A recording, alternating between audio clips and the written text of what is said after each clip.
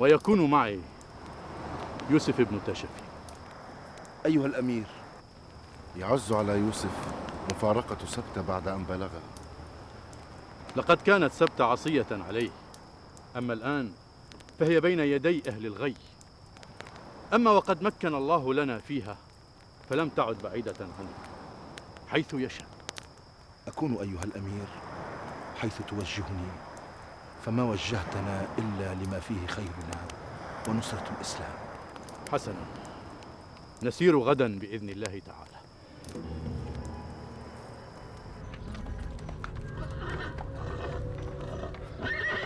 لا طاقة لنا على الصمود والثبات أمامهم يا مولاي، وما حسبنا أن قتالهم سيكون على هذه الشدة.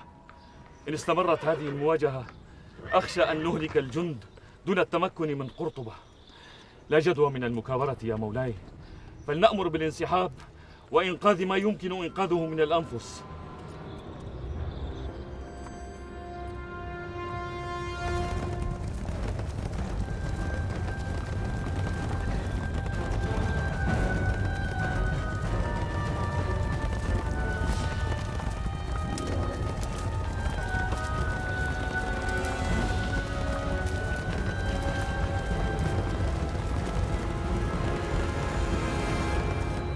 هذا ما وصلنا يا مولاي. هذا هو النبأ العظيم الذي كنت أنتظره. قرطبة. أرسل الأمير أبو بكر من ينبئ بأنه عائد مع جمع المرابطين إلى أغمات بعد أن مكنهم الله بالنصر.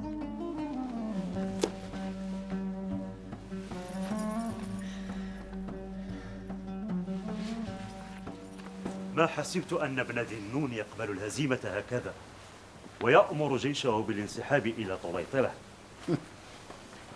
دارت عليه الدائرة فأنقذ نفسه ومن بقي من جنده، وأنقذت قرطبة.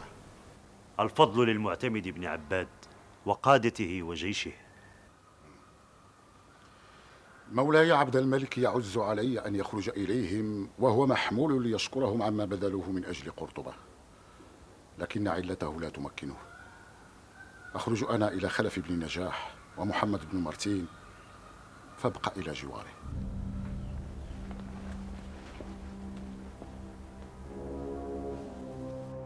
ابعث إلى مولاي المعتمد بأن قرطبة تدعوه وتتهيأ وتنتظر.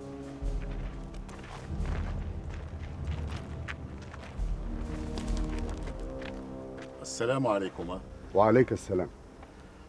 كان مولاي عبد الملك بن جهور يطمع للخروج إليكما للشكر والترحيب على ما قدمتم لقرطبة، لكن العلة أعجزته وأقعدته فسبقت، لكنه يصر بأن يأتي إليكما ولو على محفة المرض. لا عليك، فنحن من يجب أن نسعى إليه، نبارك له نصر قرطبة على عدوه. أنتم أصحاب هذا النصر، وما كان إلا بكم. ما نحن إلا جند من جند مولانا المعتمد، فإن كان من فضل فلله ثم لمولانا. عد إلى مولاك ابن جهور، عسى الله يقيله مما هو فيه ويشفيه، ونحن قادمون إليه حيث هو.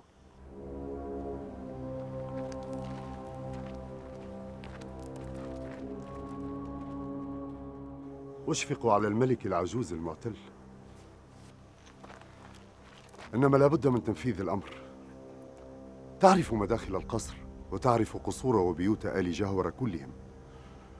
لا يجب إبقاء من يطالب بعد هذا بملك، إنها أوامر مولاي المعتمد.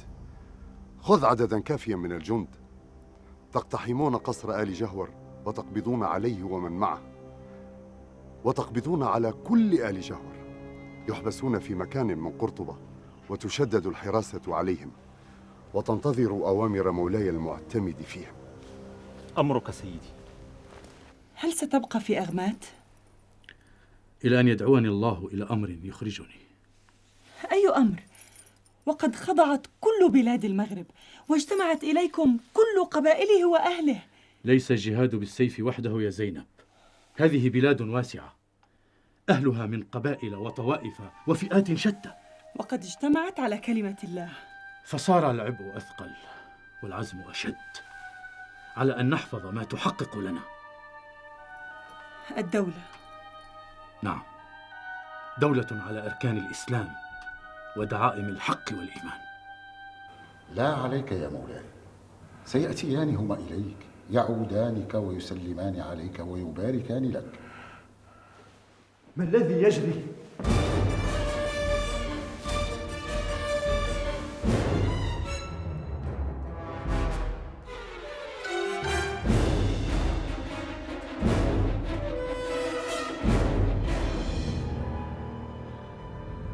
ما الذي يجري؟ أما قلنا إننا سنأتي إلى حجرة الملك الشيخ؟ خذوا ابن جهور على فراشه. لماذا أردت أن تكون أغامات حاضرة لدولة المرابطين؟ لأنها مدينة قائمة وعامرة. إنها كذلك، لكنها كانت حاضرة لقوت بن يوسف المغروي، رأس البغي والكفر. وقد زال. دولة المرابطين وإن كانت راسخة التمكين فهي حديثة التكوين، ويحسن أن تكون حاضرتها مدينة جديدة لم تسكن من قبل. أتذكر يا أبا بكر يوم كان بيننا إمامنا عبد الله بن ياسين رحمه الله؟ رحمة الله عليه. وقد ذكرت بقعة من الأرض على 3 فراسخ من أغمات. مراكش. هي مراكش ما زالت خالية من العمران. إذا تكون أغمات في هذه المرحلة حتى يمكننا الله من أن تكون لنا حاضرة غيرها. قد تم الأمر بحمد الله، وها هي رسالة خلف بن نجاح، وقد خطها من داخل قصر ابن جهور في عقر قرطبة. ما كنت أراه أهلا لثقة مولاي. ما كان ليفعل غير هذا لمواجهة غزو ابن ذي النون. أن يكون أمرنا وأمر قرطبة بيد ملك إشبيليا خير من أن يكون بيد ملك طريطلة. لا خير في أي من الأمرين، واه لقرطبة وواه لآل جهور. ففيما إبقاؤهم فيها؟ ابن جهور يا مولاي مصاب بالفالج. أعرف هذا، وقد لا يمهله أمره طويل. الأعمار بيد الله يا ابن قرة. إن تبقيه يا مولاي في قرطبة فقد ولد وعاش فيها فيموت فيها. الميت لا يفرق أين يكون قبره. قد ولد وعاش على سدة الحكم، أما الآن فقد فقد ملكه وزال حكمه، فخيرا له أن يمضي أيامه الباقية بعيدا عن قرطبة. سآمر خلف بن نجاح أن يخرج ابن جهور هو وآله كلهم من قرطبة ويبعدهم إلى جزيرة شلطيش. يجب أن لا يبقى أي أثر لآل جهور في قرطبة. أيام ونسير إلى قرطبة بعد أن آلت إلى ملكنا.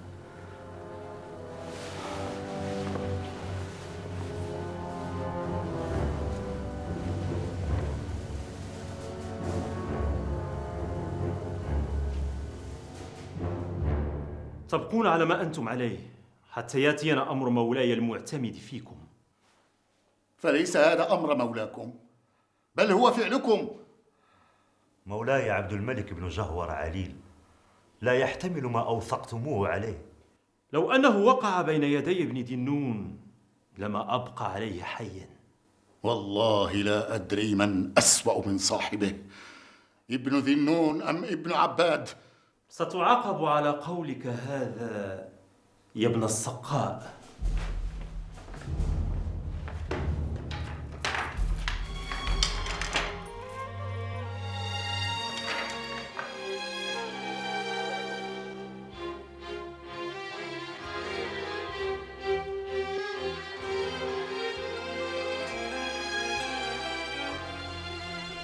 أخشى ألا يستجيب لما تدعوه إليه. هذه فرصته السانحة لاجتياح إشبيليا، فجيش المعتمد يحتل قرطبة وإشبيليا بلا جيش يدافع عنها. هذه فرصة ألفونسو، إن لم يفعلها انتقاما لنا فليفعلها من أجل تحقيق أطماعه. إنه مدين لطليطلة وملكها، ولن يرد لها فضلها عليه إلا بالانتقام من ابن عباد. إننا نلتزم بتمويل حربه إن اقتضى الأمر، ولن تقر عيني إلا برؤية المعتمد ذليلا مدحورا وقد انتزع ملكه منه. سأحرص على أن تصل الرسالة، وإن كنت أستغرب أن ينتظر منا رسالة ليأتي بفعل وقد بلغه ما حدث في قرطبة. كنتم تزينون لي الزحف على طليطلة لانتزاعها، وأنتم تنقلبون لتزيين الطريق إلى إشبيلية. يا عظمة القيصر، كلهم أعداء، إنما الفرصة سانحة، فإن حوصرت إشبيلية وسقطت في يدك فإنها تجر معها قرطبة للسقوط. أما أمر طليطلة فهو هين، في أي وقت يرى مولاي أن أوانها قد حان.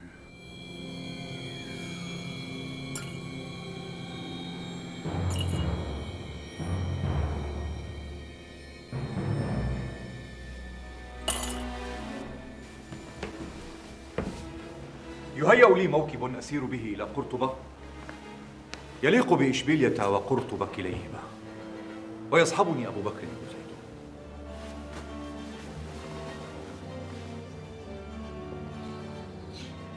قد جاءنا أمر مولاي المعتمد بشأنكم. يحمل كل آل جهور إلى جزيرة شلطيش.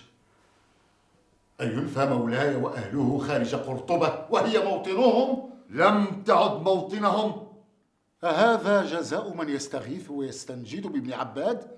آل عباد أحق من آل جهور بملك قرطبة يا ابن السقاء. ستضيع الأندلس كلها في تنازع الحقوق هذه. لم لا يأتي مولاكم المعتمد بن عباد إلى قرطبة بعد هذا الذي أوقعه فيها؟ بل أنقذه، بل سيأتي. لم لا تبقون مولاي عبد الملك بن جهور فيها فيلقى مولاكم المعتمد بن عباد؟ لو أراد مولاي هذا لما بعث بأمره لينفذ قبل قدومه. هيئوهم لينتقلوا إلى جزيرة شلطيش.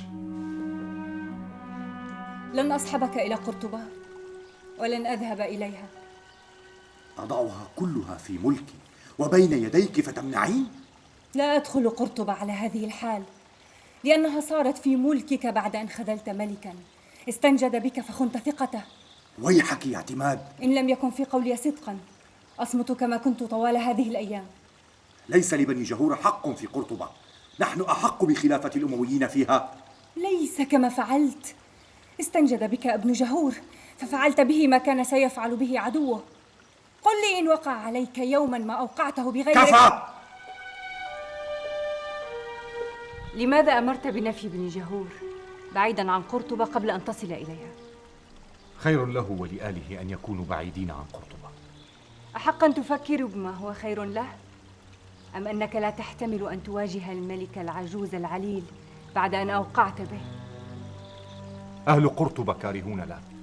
ألن يكونوا كارهين لك؟ اذهب واختبر ما في نفوسهم إن كانوا يجرؤون على الجهر. اسمعي يا اعتماد، سأعين أحد أبنائنا واليا على قرطبة في ملك إشبيلية، فمن ترين مناسبا لهذه المهمة؟ لم لا تسألهم أنت؟ فترى من منهم أقدر من أخيه على حمل وزر أبيه في قرطبة. لعل عبادا أصغرهم، ما دمت ترى أن شأن قرطبة وما حدث فيها على هذا الصغر. إنه شأن كبير فلا تقللي.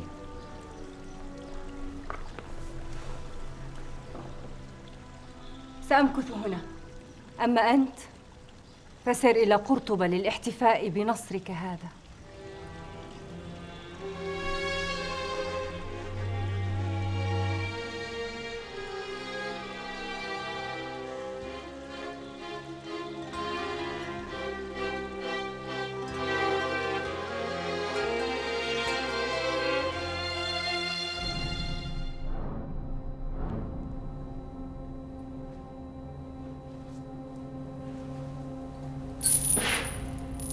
يغلق هذا الباب وينسى أمر هذا المكان كما نسي أمر آل جهور في قرطبة.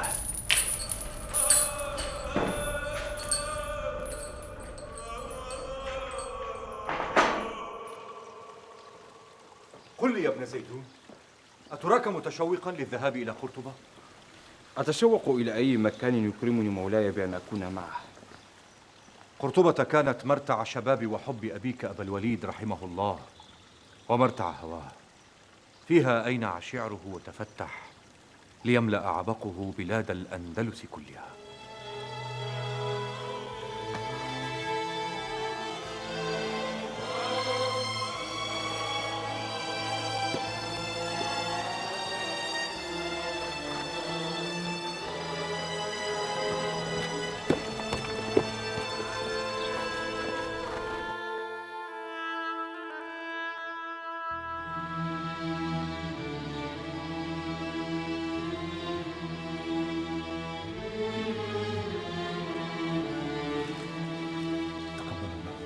منا ومنك صالح الأعمال.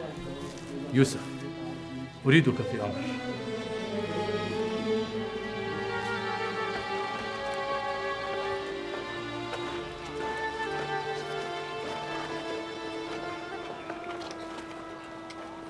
يا أبا بكر. يوسف، إني أرى فيك ما لم أره في غيرك، وتوسمت خيرا. لقد سبقني إلى هذا الإمام ابن ياسين رحمة الله عليه رحمه الله، وكنت سابقا لاختيار منطقة مراكش لهذا الأمر، وإني أراك محقا. يوسف، لقد مكننا الله، ويجب علينا أن نسرع في بناء حاضرة لدولة المرابطين. أيها الأمير، والله ما أسعدني حديث كمثل هذا منذ رجوعنا من سبتة إلى أغماذ.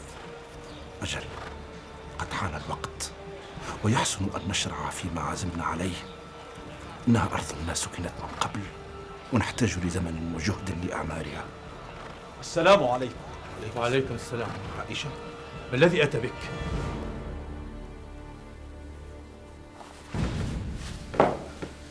هل صرفتم الرجل الذي حمل إلينا هذه الرسالة؟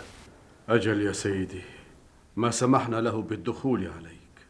لا أطيق أن أرى أحدا من هؤلاء المسلمين يقف أمامي وصاحب طليطلة لا يدري ما الذي يدبر له. يريدنا أن نخرج بجيشنا لاجتياح إشبيلية وتأديب ملكها انتقاما له. سمعتم؟ انتقاما له. قد أحسن في هذه، ما دمت قد عزمت على أن تبعث بجيش قشتالة لمحاصرة إشبيلية، فلتكن حربك على إشبيلية بتمويل من طليطلة. لا إله إلا الله محمد رسول الله. إنا لله وإنا إليه راجعون. أية أنباء جئتنا بها يا ابن عائشة؟ ما حملني إليك أيها الأمير إلا هول ما شهدت، وما هذا الذي يحدث إلا بعض ما نخشى حدوثه. كأنما الصحراء في الجنوب حبلى بفتن لا نعرف إلى أين تمتد إن لم تخمد في مهدها. قل أسلمتم ولما يتمكن الإيمان في قلوبكم. هذا ما يحدث بين بعض القبائل ممن لم يتمكن الإيمان في قلوبهم، فقد راح بعضهم يطغى على بعض. يعدو الخارجون على الآمنين في ديارهم، يقتلون الرجال، يسبون النساء، يسلبون الأموال. أقتل كثيرون؟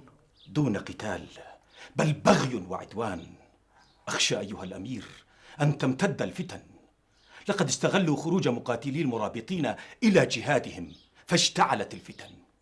إنما هي شرارة ستخمد بإذن الله. إنما المؤمنين الآمنين من أهل الصحراء يستنجدون بك أيها الأمير لإصلاح الأوضاع بعد اختلالها. نتدارس هذا الأمر إلى أن نصل به إلى ما فيه صلاح الأمر كله. ليس له إلا أنت، بتوفيق الله وعونه. الاتكال على الله. أسير إلى قرطبة وتسير أنت إلى قشتالة، تجهد في لقاء الملك ألفونسو. ألا تحملني رسالة منك إليه؟ لا تحتاج إلى رسالة يا ابن عمار، فأنت الرسول والرسالة. اذهب أنت يا ابن عائشة وأزل عنك عناء ومشقة هذا السفر، ثم ألقاك مع الجميع. السلام عليكم. وعليكم السلام ورحمة الله وبركاته. يوسف، أريدك لأمر. عندما يجهز الجيش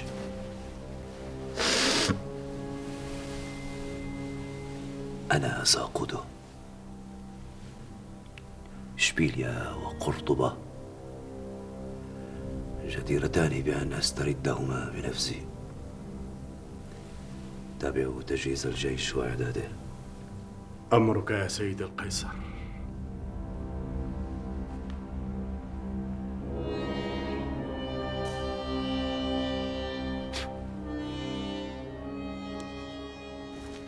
يا أبا بكر، يا أبا بكر، بالله عليك تمهل في هذا الأمر. لا يحتمل التمهل. ألا ترى الأخطار التي تحيق بنا وبدولة المرابطين التي تبنى؟ إن ترخينا في إخماد الفتن التي تشتعل هنا وهناك، ذهبت بكل ما حققه المرابطون وأعادت المغرب إلى ما كان عليه من الردة والتناحر والابتعاد عن كلمة الله. لكن القبائل خضعت. بعض القبائل التي خضعت لا يركن إليها بعد لعدم تمكن الإيمان في النفوس، وهؤلاء أشد خطراً من الأعداء السافرين. سأبذل كل ما أستطيع لضمان استمرار الدعوة وانتشارها وتمكينها. يا أبا بكر، لما لا تنتدب غيرك لهذا وتبقى هنا لإتمام ما شرعت فيه؟ أنت تقول هذا يا ابنة شفين؟ أنكر عليك مثل هذا القول. أتراني أقعد عن تحمل عناء السفر إلى الصحراء وغاية الإصلاح بين المسلمين وأفضل المكوث في المدن؟ لا والله، أنا لست لهذا، وإني لأوثر الباقي على الزائل وأفضل الآخرة على الدنيا. فكيف تدع الأمور هنا؟ أما هذا فقد أعددت له، وسأعلنه قبيل الخروج ثانية إلى الصحراء.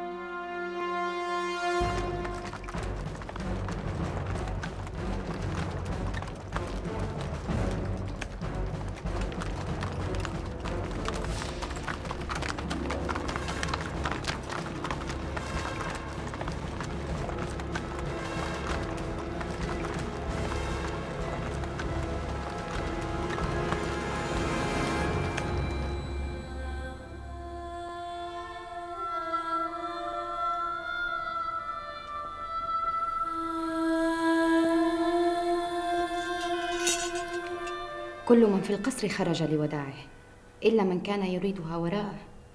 كفى يا شهد، فلست رائقة البال لسماع هذا الحديث. ثقل على صدري وهواجس تملأ نفسي. ما الذي يكدرك في خروج ملك إلى حاضرة من أبهى حواضر الأندلس احتفاء بانتصاره وتوسيع ملكه؟ إن خروجه إلى قرطبة بداية طريق تخفي بلاء وهلاكا في نهايتها.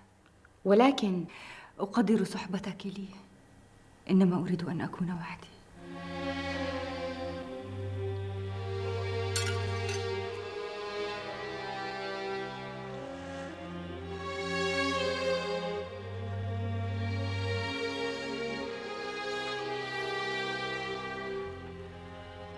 ألا بد من ذلك؟ شرحت لك الأمر الذي يدعوني. ليس لي قول أثبت به عزمك. أجل، فما كنت إلا لتشدي أزري في كل شيء فيه خير الإسلام وصلاح أمر المسلمين. متى تسير؟ بعثت بأن يجتمع المرابطون وأن أسير بعدد منهم إلى الصحراء، أخمد الفتن وأعيد الأمر إلى نصابه، وسيبقى القسم الآخر هنا بإمرة من أوكل إليه. من؟ في خاطر من يصلح، وإني أراه أهلا له، لكني أحتاج بعض الوقت لعل الله يهديني لما فيه خيرنا وخير الإسلام جميعا. ما أقدمت على أمر يا أبا بكر إلا وكانت هداية الله سابقة قولك وفعلك. ونعم بالله.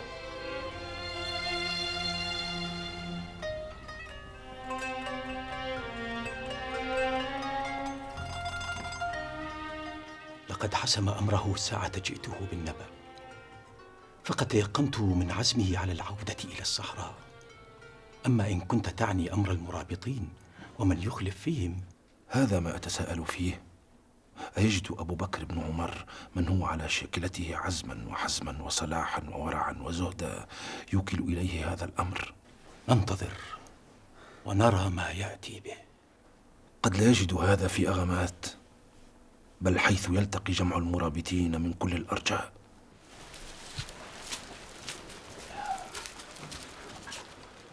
السلام عليكم.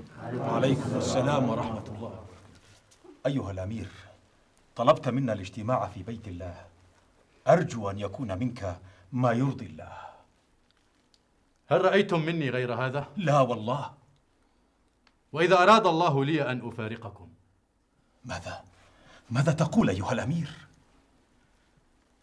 سأبسط أمامكم جلية الأمر.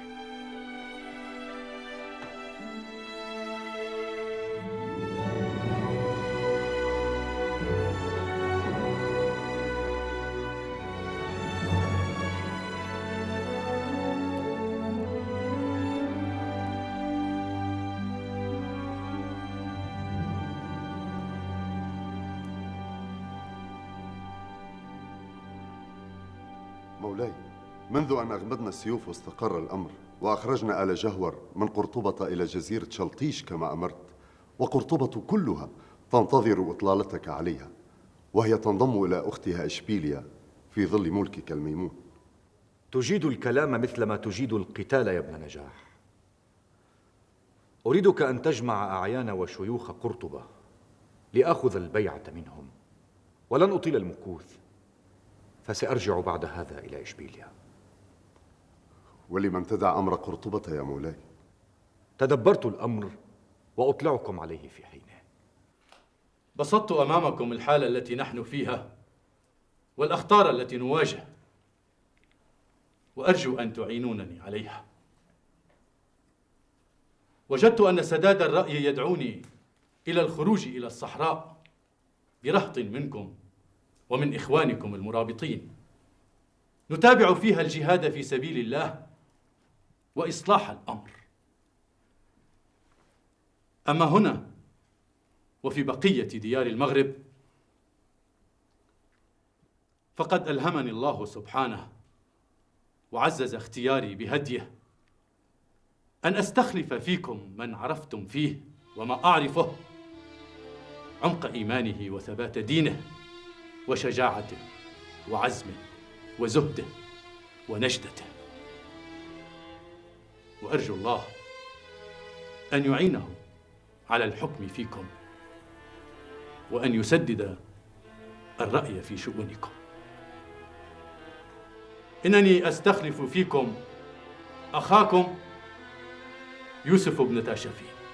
أيها الأمير، لا قول لك يا ابن تاشفين، فالقول له. إن كنتم توافقونني الرأي في هذا فقد استقر الأمر واستقام بمشيئة الله.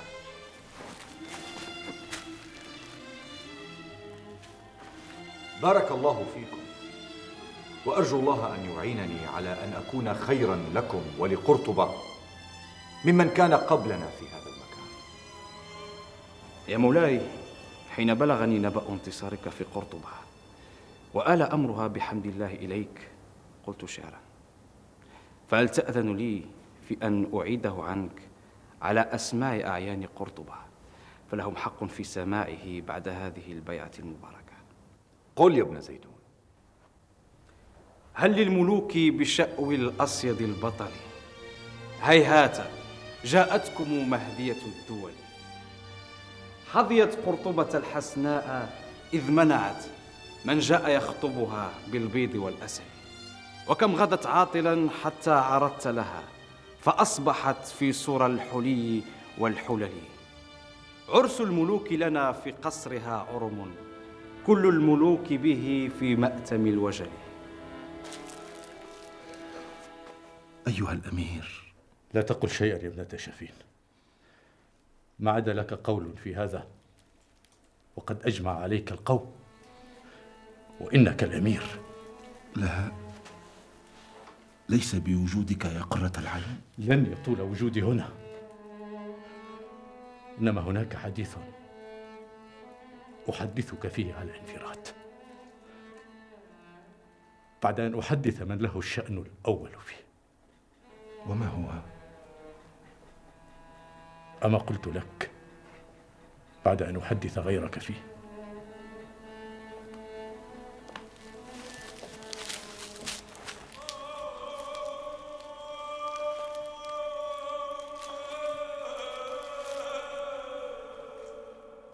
أيام نغادر قرطبة ونرجع إلى إشبيلية، أما هنا فنقيم ابننا عبادا يتولى أمر قرطبة عنا وباسمنا.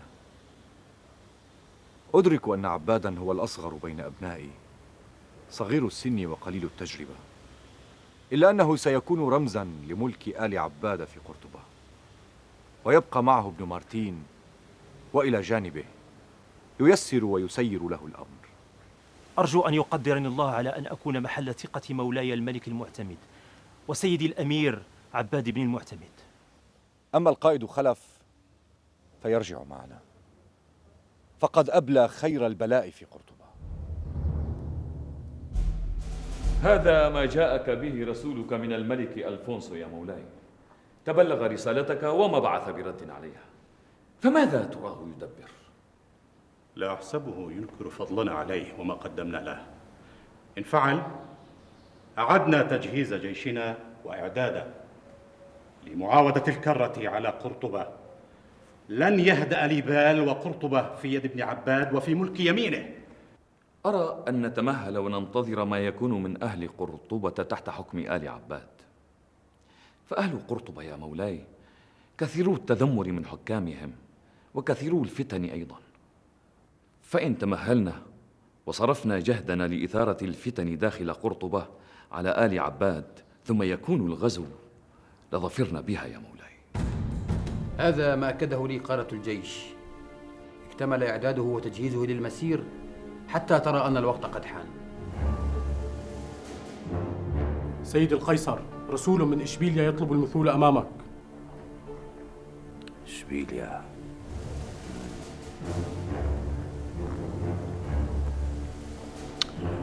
ما بعث لنا صاحب إشبيليا رسولا من قبل،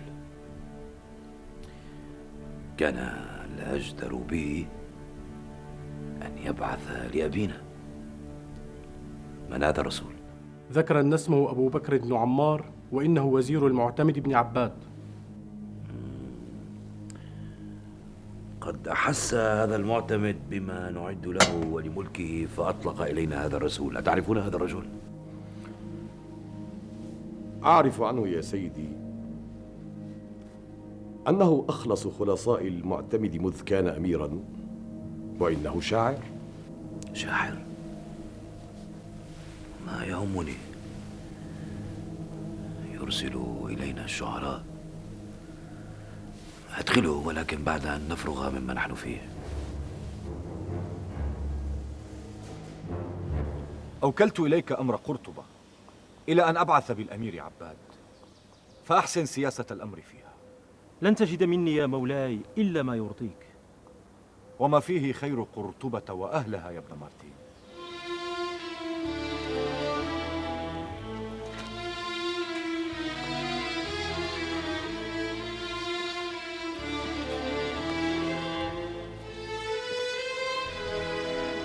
بعد التبجيل والإجلال لعظمة القيصر، اسمحوا لي يا سيدي أن أضع بين يديكم هدية مولاي الملك المعتمد بن عباد لعظمة القيصر ألفونسو السادس ملك الملوك. أوه، ما رأيت قط من قبل رقعة شطرنج وحجارة كهذه، أليس كذلك يا رافيرو؟ أجل يا سيدي. هدية ملك لقيصر لتليق بالهادي والمهدى إليه.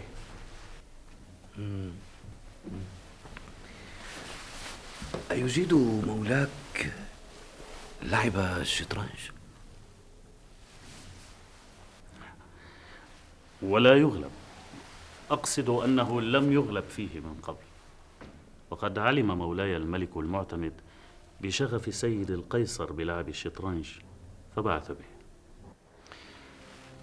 لكن مولاي المعتمد يقول ليس الشغف بلعب الشطرنج من يقود إلى النصر، فهذه الرقعة وإن كانت مطلية بالذهب وهذه الحجارة وإن كانت منحوتة من العاج ومطعمة بالياقوت ليست إلا أدوات صماء بين أيدي اللاعبين، فهما من ينتصر أو ينهزم على هذه الرقعة. هذا صحيح. صح. وأنت هل تجيد لعب الشطرنج كما يجيده المعتمد؟ أنا خير من يجيد اللعب فيه يا سيدي، ولا أحد يباريني أو ينافسني فيه. تأدب أيها الرجل، فأنت في حضرة القيصر. أعتذر إن أسأت، وإنما كنت أتكلم عن نفسي، ولهذا الشطرنج أن يكذبني فيما قلت أو يصدقني.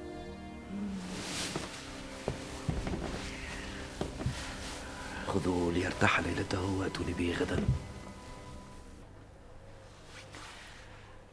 ألا تقول ما بك؟ أما حسمت أمر خروجك إلى الصحراء واستخلفت من بعدك؟ بلى، وما بقي أكثر عسرا علي من هذا. أهونه عليك إن جهرت به. أرجو الله أن يعينني عليه، فما عسر علي أمر من قبل كعسر هذا. أيهون عليك أنني أحس بما في نفسك وما في خاطرك؟ هو أمري. اسمعي يا زينب، أعرف مدى شغفك بهذه الديار وتعلقك بأغمات وجوارها، وحين أفاض عليك الله بإيمانه وثبته في قلبك دخلت محبتك قلبي، وأنعم الله علينا بالزواج. ما سبب هذا الحديث؟ أما قلت إنك تحسين بما في نفسي؟ فأفصح عنه.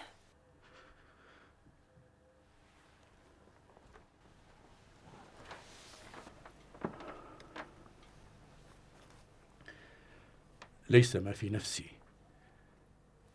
ما أنوي أن أفصح عنه، بل إنني مرغم عليه، مكره عليه. إن الله سبحانه يكرهه.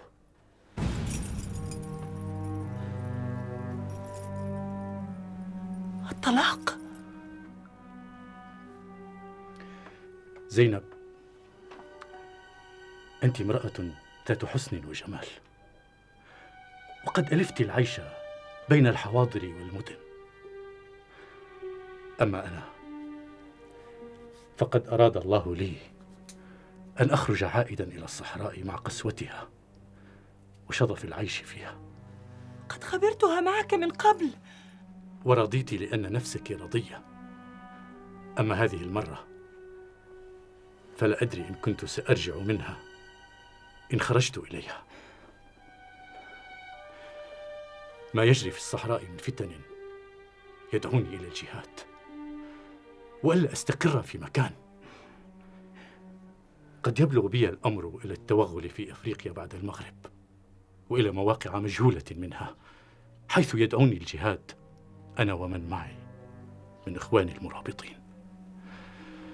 وهذا عيش يا زينب لا هجعة فيه ولا دعة ولا استقرار، وإنك والله لا أعز علي من أن أعرضك لشيء من هذا، بل أن تكوني آمنة في ديارك. لهذا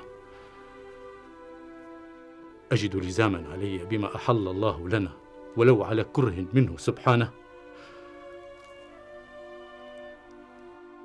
أن أطلقك قبل رحيلي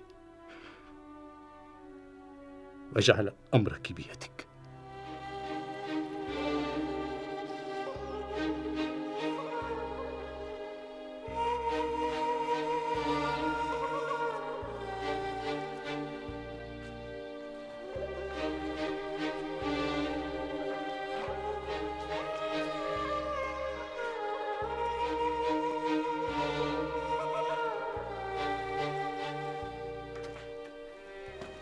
السلام عليك. وعليك السلام ورحمة الله وبركاته. بحثت عنك حتى هداني الله إلى أنك قد تكون في هذا الركن من المسجد رغم أنه الليل. أجده خير مكان تسمو فيه النفس ويصفو فيه الذهن. لعل الله يساعدني وأنا في بيته وبين يديه على حمل ما حملت. أنت له.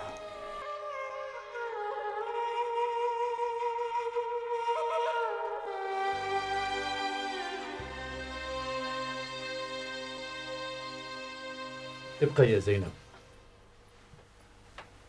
فللحديث تتمة.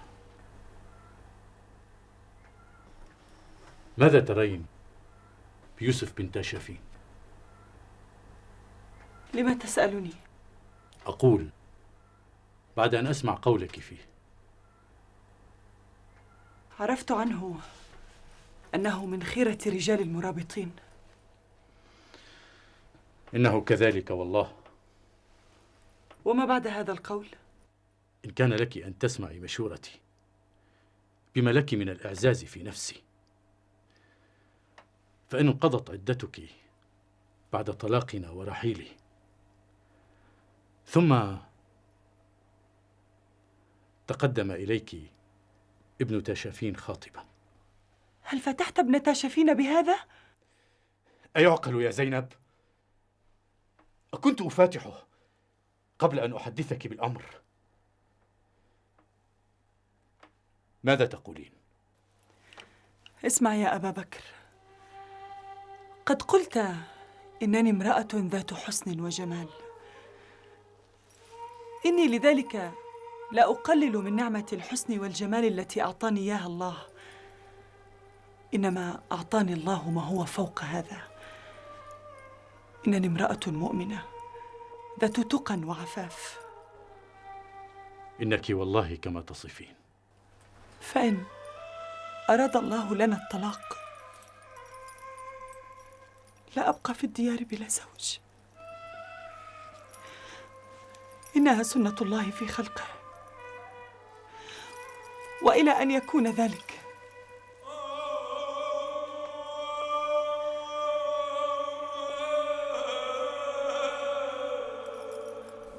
هذا ما أنوي القيام به.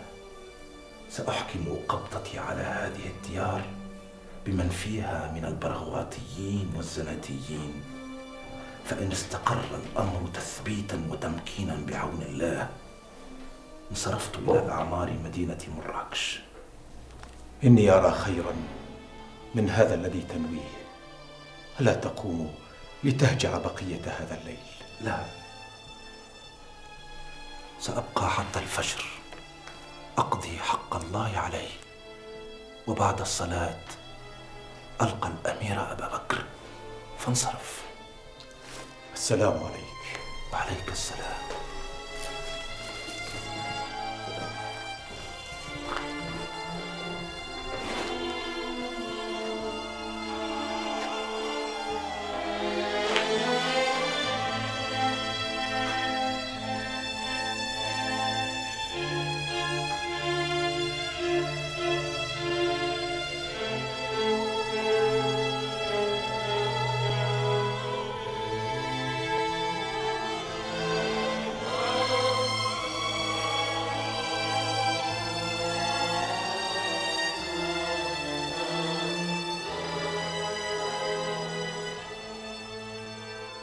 ما ثقل خطوي في سير كما يثقل الآن. امضي على بركة الله، فإن مشيئته نافذة. سأشهر الطلاق وأشهد عليه، ثم أجد لي مكانا أبيت فيه إلى أن أرحل عن أغمات. إنها دارك، فإن أردت. لا، إنها دارك الآن، أما داري فإنها تنتظرني في قلب الصحراء.